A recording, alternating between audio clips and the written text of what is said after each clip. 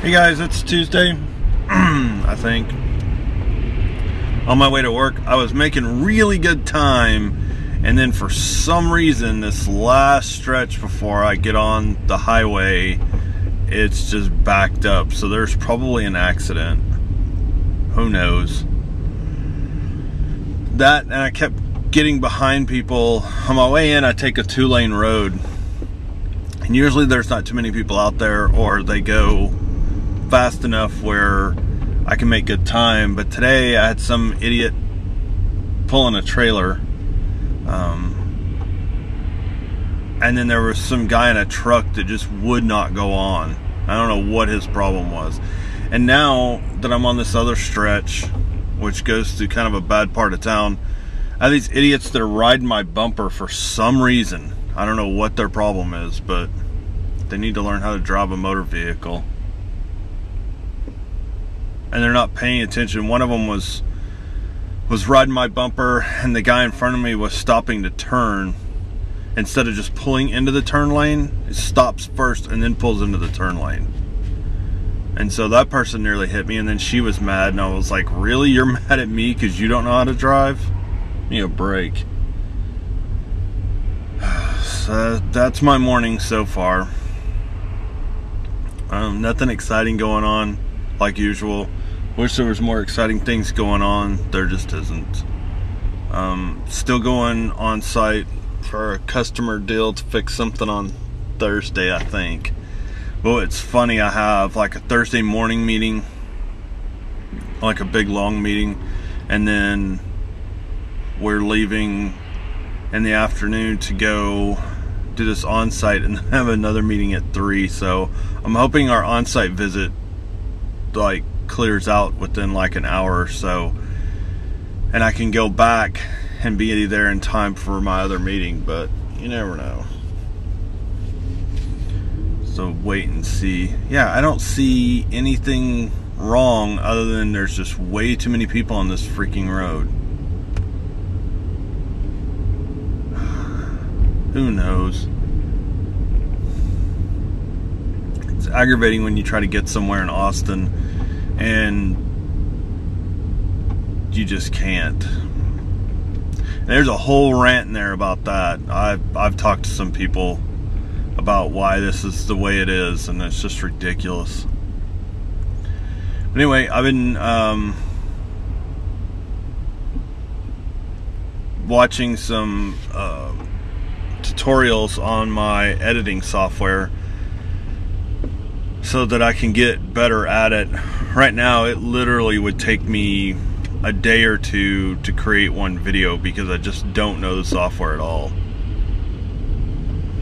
And I don't know, I have like, it came with titling software for free. I don't know how to use it. It's all integrated. And so I'm kind of stuck right now because I don't know how to use it. So I just have to wait and see. God. I'm literally just sitting here. I hate this. I'd rather be going. If I'm going, then my mind's going. When I'm sitting and I'm idle, my mind's not going. It's not thinking about as many things. So when I get my mind distracted, then it starts to think. So anyway, this can be another boring update, like I said. The most excitement that's happened is that the dryer wouldn't come on last night, and I guess left it off for a while, and it finally came on. And you get all these electronic gadgets and crap just doesn't want to work. Like my iPhone, I'd like to thank Apple. I might have actually fixed it. I'd like to thank Apple for screwing everybody with that latest update, which has caused everybody's battery to crap out. And people say, oh, I put the new update on and I'm not having problems. What these people fail to tell you is that before they put it on, they wiped their iPhone out, then they put it on, then they loaded all their stuff back on. Which is actually how you should probably do it every time you update your iPhone. But I wiped mine out last night, and it already has the update on it, and I reset it, and I was trying to reload. I actually left the thing going for like 9 hours, and it never copied everything back onto it. I don't know why. It is acting really screwy. So my plan is, when I get to work, is to sync it back up, and hopefully everything will come back across. It got all my apps, it just didn't get all my music, and there's some other stuff it didn't grab. But so far, and I used it a little bit this morning when I first got up, I'm still at 95%, and so that's I'm about an hour and a half of being up and awake and going, so that's pretty good. Before, when I got to work yesterday, I was down to like 60%, and the only thing I had done was checked Facebook, and I even closed my apps, but for some reason that new update just sucks. It's the absolute worst. And so my wife has the same problem, so I'm hoping once mine's fully synced up today,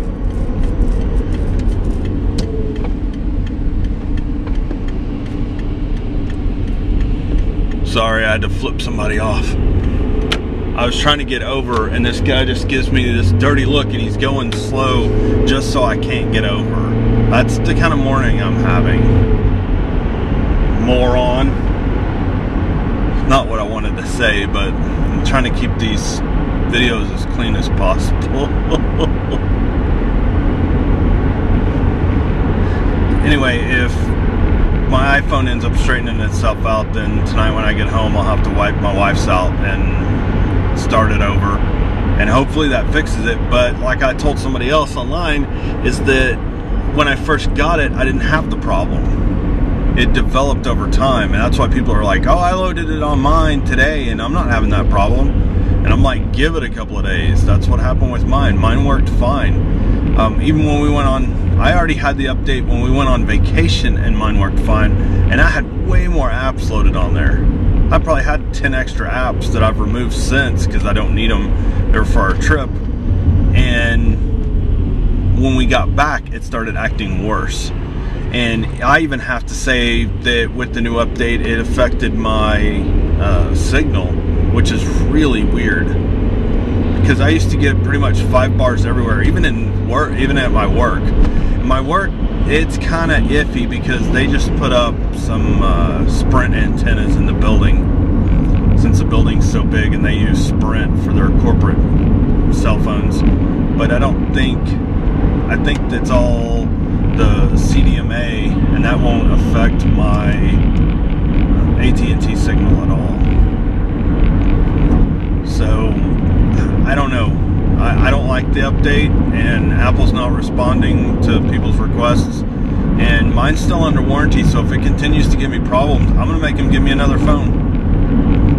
And then when that one has a problem, I'll be like, I'm sorry, you're gonna have to give me another phone. I mean, they still owe me an unlock that they never did either. When I destroyed my other phone, which I don't think I have any pictures of it, it got put in the washer, and it literally got pulled apart, because our washer's pretty strong. And so, really, dude, really, got slow poke in the left lane on the phone. When I went, I bought another one. They do this deal where they'll let you trade in the broken one, and you can buy another one for $199. So I ended up having to spend I spent $200 on mine originally because it was used, and then I ended up buying another one for $200. And the lady said, give it an hour because I'm sending it the unlock code, and then turn it on and it'll unlock. Well, she didn't. And when I asked about it, they were like, yeah, we don't unlock them. It's AT&T that unlocks them. So I'm still trying to find my receipt from when I bought it, and I don't think they ever actually gave me one. I think they just swapped it out, and I remember signing some paperwork, but I don't think I had a receipt. So now AT&T requires that I have a receipt, even though I don't have AT&T. And the phone was sold to me from Apple, and they have that information. They want you to jump through hoops because that's what AT&T does. Just like we're still having problems with our Uverse at home with the bill, and they want me to go to an actual AT&T store to straighten it out. because they're too stupid to straighten it out over the internet or over the phone. So I've pretty much had enough of AT&T to last me a lifetime, and that's why we use Straight Talk that you get through Walmart, because I just don't want to deal with AT&T at all. And they have an unlimited plan now for their Go phone, but you can't trust them.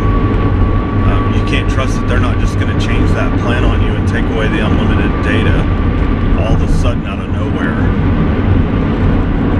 So that's just one of those companies that you can't really do business with, because they're just in it to be in it. They're not in it to innovate or to make things better. They're just in it for that bottom dollar.